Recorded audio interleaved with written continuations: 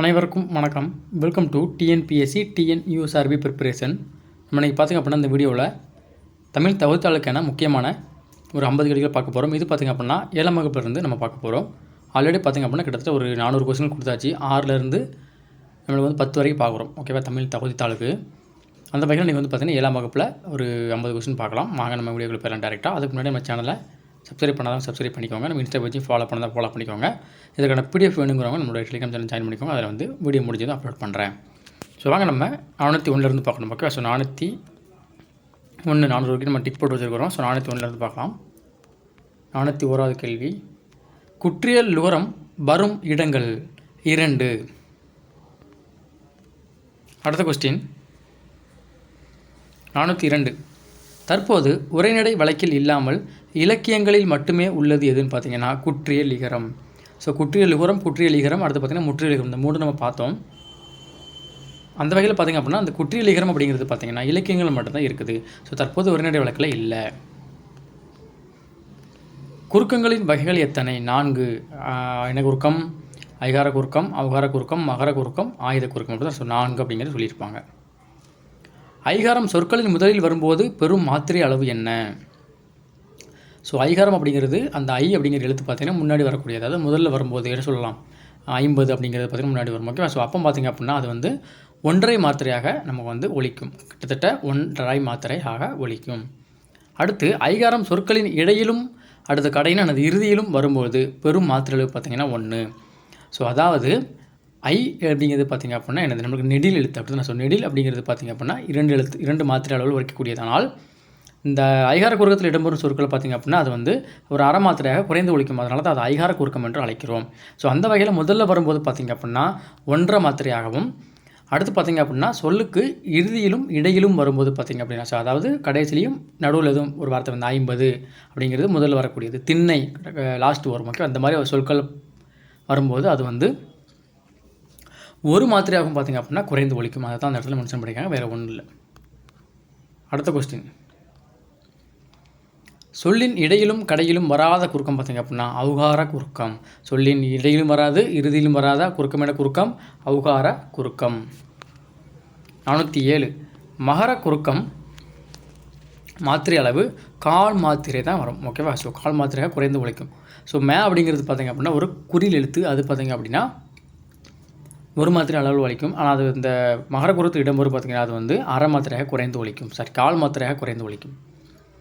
அடுத்து 408, சொல்லின் இடையில் மட்டுமே வரும் குறுக்கம் பார்த்திங்கன்னா ஆயுத குறுக்கம். அது என்ன சொல்லலாம், எஃகு, அது என்ன சொல்லலாம், இந்த மாதிரி இடையில் வரக்கூடியது, ஆயுத எழுத்து இடையில் வரக்கூடிய சொற்கள் நிறைய இருக்குது. அதுதான் பார்த்திங்கன்னா ஆயுத குறுக்கம். அடுத்து மருளும் அப்படிங்கிறது பார்த்திங்கன்னா மருண் அப்படின்னா இது வந்து மகர குறுக்கம். போலும் போன் அப்படிங்கிறது பார்த்திங்கன்னா மகர குறுக்கம். எடுத்துக்காட்டு வகையில் எனது மகர குறுக்கத்துக்கு எடுத்துக்காட்டு. 410வது கேள்வி, வழக்கு, இயல்பு வழக்கு, வழக்கு, இயல்பு வழக்கு மற்றும் தகுதி வழக்கு இவற்றின் வகைகள் முறையே 2, 3, 3. அதாவது வழக்கு 2 வகைப்படும், இயல்பு வழக்கு 3 வகைப்படும், தகுதி வழக்கு 3 வகைப்படும்.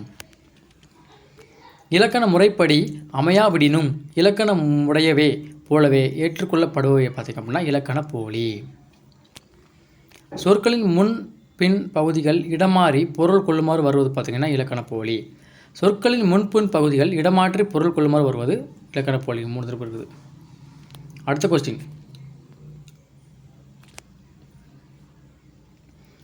தகுதியற்ற சொற்களை தகுதியான வேறு சொற்களால் குறிப்பிடுவது தகுதி வழக்கு.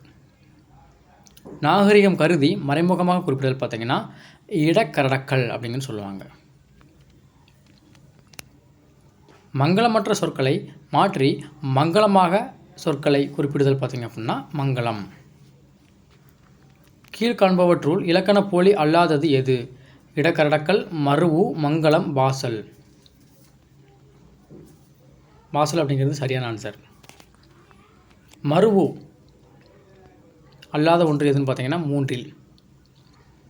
அடுத்து மருவுன்னு என்னென்னு தெரியுமாப்பா, அதாவது ஒரு சொல்லுடைய இது பார்த்திங்கன்னா மருவி வருவது தான் மருவுன்னு சொல்லுவாங்க. ஓகேவா, உதாரணமாக கோயம்புத்தூருங்கிறது கோவைங்கரும், திருச்சிராப்பள்ளிங்கிற திருச்சின்னு சொல்லுது மருவுக்கு எடுத்துக்காட்டு. குழந்தை வெளியே போய்விட்டது என்பது இடக்கரடக்கல், அதாவது ஒரு குறிப்பிட்ட சமூகத்துக்கு மட்டும் தெரியும். ஓகேவா, இடக்கரடக்கல். இடக்கரக்கடக்கல். ஓகேவா?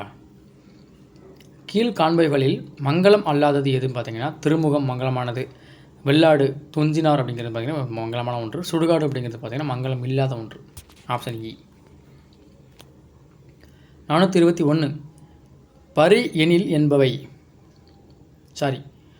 பொன்னை பரி எனில் என்பவை பார்த்திங்கன்னா குழுவுக்குறின்னு சொல்லுவாங்க. சொல்லின் முதல் இடை கடை பகுதிகள் இயல்பாக இருக்க வேண்டிய ஓர் எழுத்திற்கு பதிலாக வேறு ஒரு எழுத்து இடம்பெற்று அதே பொருள் தருதல் போலி. போலியின் வகைகள் 3 என்னெல்லாம்? முதல் போலி, இடைப்போலி, கடைப்போலி.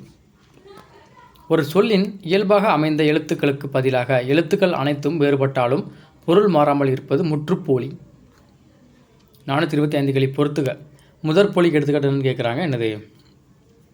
பைசல், மயல். அதாவது பைசல்ங்கிறது வந்து பசல் அப்படின்னு வரும், அதுக்கு இப்பொழுது பை அப்படிங்கிற எழுத்து வரும்.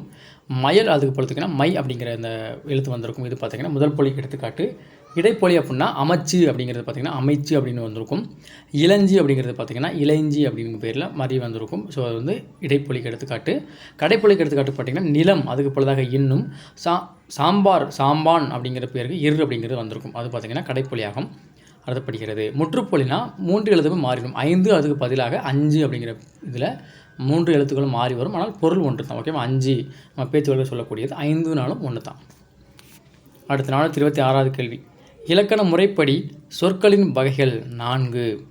இலக்கிய வகைகளில் சொற்களின் வகைகள் 4. இலக்கணம், இலக்கியம் ரெண்டுலேயுமே பார்த்திங்கன்னா சொற்களின் வகைகள் எத்தனை தான்? 4 தான். அடுத்து இயற் சொற்கள் வரும் வகைகள் எத்தனை கேட்டிருக்காங்க? 4. இலக்கியங்களில் மட்டும் பயின்று வரும் சொற்கள் பார்த்திங்கன்னா திரிசொல். அது வந்து பார்த்திங்கன்னா கற்றோருக்கு மட்டும்தான் புரியுமா? தான் பார்த்திங்கன்னா திரிசொல்னு சொல்லுவாங்க. கற்றோருக்கு மட்டுமே விளங்கும்படியாக வரும் சொல் பார்த்திங்கன்னா திரிசொல். கீழே கொடுத்துருக்காங்க இல்லையா? அடுத்த கேள்வி. திரிசொல் வரும் வகைகள் எத்தனையும் கேட்டிருக்காங்க. 4 வகைகள். திரிசொல் எத்தனை வகைப்படும்? 4 வகைப்படும்.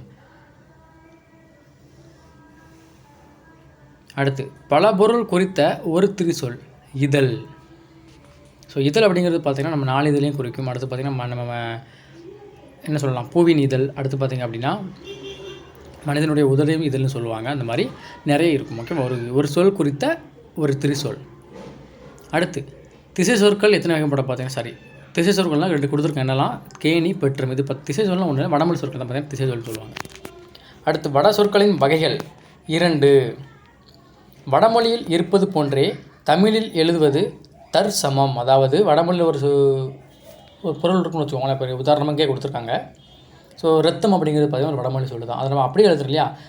இத்தம் அப்படின்னு சொல்லி எழுதுறோம் இல்லையா? அது வந்து பார்த்திங்கன்னா என்ன சொல்கிறாங்க? தற்சமம். வடமொழியில் இருப்பதை தமிழ் எழுத்துக்களால் மாற்றி எழுதுதல் பார்த்திங்கன்னா தற்பவம். ஸோ இப்போ ரத்தம் அப்படிங்கிறது பார்த்திங்கன்னா நமக்கு வந்து வடமொழி சொல்ல தெரியும். அதை வந்து குருதி அப்படிங்கிற அந்த தமிழால் குறிக்கும் போது அது வந்து என்னது? தற்பவம். 2 வித்தியாசம் தெரிஞ்சுக்கணும். வடமொழி இருக்கிறது அப்படி நம்ம தமிழில் எழுதுனா அது வந்து மொழிமாற்று பண்ணாமல். ஓகேவா? ஸோ அதை தமிழ் சொற்கள் இல்லாமல் தமிழ் எழுத்துக்களால் எழுதுகிறோம். அது வந்து பார்த்திங்கன்னா தற்சமம். இப்போ வடமொழி இருக்கக்கூடிய அந்த சொற்களுடைய இதை வந்து பார்த்திங்க அப்படின்னா அப்படி தமிழில் ட்ரான்ஸ்லேட் பண்ணி நம்ம வந்து பண்ணால் அது வந்து என்னது? தற்பவம். சொல்ல புரியுதா? ரத்தம், அதை ரத்தம்னு எழுது அப்படி தமிழில் எழுதுனா அது வந்து தற்சமம். ரத்தம் அப்படிங்கிறத குருதி அப்படிங்கிற பேரில் எழுதுனா அது வந்து தற்பவம். புரிஞ்சிருக்கும்னு நினைக்கிறேன். அடுத்து கமலம், அலங்காரம் போன்றவை பார்த்திங்கன்னா தற்சமம். தற்சமம்னா என்ன? வடமொழியில் இருக்கிறத அப்படி நம்ம தமிழில் எழுதுறது. அது கமலம் அப்படிங்கிறது பார்த்திங்கன்னா ஒரு வடமொழி சொல் தான். அலங்காரம் அப்படிங்கிறது பார்த்திங்க அப்படின்னா ஒரு வடமொழி சொல் தான். அலங்காரம் அப்படிங்கிறதுக்கு தமிழ் சொல் என்னன்னு கேட்டிங்க அப்படின்னா ஒப்பனை அப்படிங்க வரும். அதை தான் பார்த்திங்கன்னா தற்பவத்துக்கு எடுத்துக்காட்டு. அவ்வளோதான். கமலம்னு என்னது? தாமரை தான். ஸோ தாமரை அப்படிங்கிறது பார்த்திங்க அப்படின்னா என்னது? தமிழ் சொல். அடுத்து சன்னல், ரயில் போன்றவை எவ்வகையான சொற்கள் பார்த்திங்கன்னா திசை சொற்கள். அடுத்து 440வது கேள்வி. நன்னூல் கூறும் ஓரெழுத்து ஒரு மொழிகள் மொத்தம் எத்தனை பார்த்திங்கன்னா 42. ஓரெழுத்து ஒரு மொழிகளில் குறில் எழுத்துக்கள் எத்தனை? 2. ஸோ அதாவது நன்னூல் பார்த்திங்கன்னா 42ன்னு சொல்லும். ஆனால் தொல்காப்பியம் பார்த்திங்க அப்படின்னா 40ன்னு சொல்லும். ஓகேவா? ஸோ 40 அந்த குறில் எழுத்துக்கள் 2 வரும். நோ மற்றும் தூ அப்படிங்கிறது பார்த்திங்கன்னா தொல்காப்பியம் குறிப்பிடாது. ஆனால் நன்னூல் பார்த்திங்க அப்படின்னா 42ன்னு சொல்லிட்டு அந்த குறில் எழுத்துக்களும் சேர்த்து குறிப்பிடும். அது இந்த ஓரெழுத்து ஒரு மொழி பற்றி ஒரு ஃபுல் வீடியோ நம்ம சேனல் ஆல்ரெடி போட்டிருக்கோம். மறக்காமல் செக் பண்ணி பாருங்கள். பதங்களின் வகைகள் எத்தனை? 2. என்னெல்லாம்? பகுபதம் மற்றும் பகாபதம். அடுத்து பகுபதத்தின் வகைகள் எத்தனை? ஸோ பதங்கள் மொத்தம் 2. அதில் பகுபதம் பகாபதம் இருக்கும். அந்த பகுபதத்தை 2ஆக பிரிச்சிருப்பாங்க. பகுபத உறுப்புகள் மொத்தம் எத்தனை? 6. பகுதி, விகுதி, இடைநிலை, சாந்தி, சாரி இந்த மாதிரி வரும். அடுத்து பகுபத உறுப்புகள் மொத்தம் 6. பெயர் பகுபதத்தின் வகைகள் எத்தனை? ஸோ பெயர் பகுபதம், வினை பகுபதம் 2 இருக்கும். அதில் பெயர் பகுபதை பார்த்திங்க அப்படின்னா 6 வகைப்படும். பகுபதத்தின் இறுதியில் அமைந்த திணை, பால், எண், இடம் ஆகியவற்றையோ முற்று, எச்சம் ஆகியவற்றையோ காட்டுவது எது பார்த்திங்கன்னா விகுதி. லாஸ்ட்டாக இருக்கும். 447. பகுதிக்கும் விகுதிக்கும் இடையில் அமைந்து காலம் அல்லது எதிர்மறையை காட்டுவது எது? இடைநிலை. சொல்ல புரியுதா? இடைநிலை. பெரும்பாலும் இடைநிலைக்கும் விகுதிக்கும் இடையே இடம்பெறும் அசை சொல் சாரியை. இந்த சாரியை அப்படிங்கிறது தெரிஞ்சிருக்கும் மேக்ஸிமம் எல்லாத்துக்கும். 449வது கேள்வி. பகாப்பதங்களின் வகைகள் எத்தனை? 4. பகுபதம் எத்தனை? 2. பகாப்பதம் 4. Last question. தவறான இணையை காண். பெயர் பகுபதம் நிலம், காற்று சரிதான். வினை பகாபதம் கொடுத்துருக்காங்க. அதுக்கு வந்து பார்த்திங்கன்னா நெருப்பு, நீர். நெருப்பு, நீருங்கிறது பார்த்திங்கன்னா அது வந்து பெயர் பகாபதம் சொல்ல. ஓகேவா? அடுத்து இலை பகாபதத்துக்கு எடுத்துக்காட்டு கொடுத்துருக்காங்க மண், தில். உரி பகாபதத்துக்கு எடுத்துருக்காங்க ஒரு, நனின்னு கொடுத்துருக்குறாங்க. எல்லாமே சரிதான். ஸோ இது வரைக்கும் பார்த்தீங்கன்னா 50 கொஸ்டின் கொடுத்தாச்சு. ஸோ இதோட இந்த வீடியோ முடிச்சுக்கலாம். மறக்காம நம்ம சேனலை சப்ஸ்கிரைப் பண்ணிக்கோங்க. நம்ம இன்ஸ்டா பேஜையும் ஃபாலோ பண்ணிக்கோங்க. டெலிகிராம் சேனலையும் ஜாயின் பண்ணிக்கோங்க. நன்றி, வணக்கம். அடுத்த வீடியோவில் சந்திக்கலாம். பிடிஎஃப் வந்து டெலிகிராம் சேனல் இருக்கும். ஓகேவா?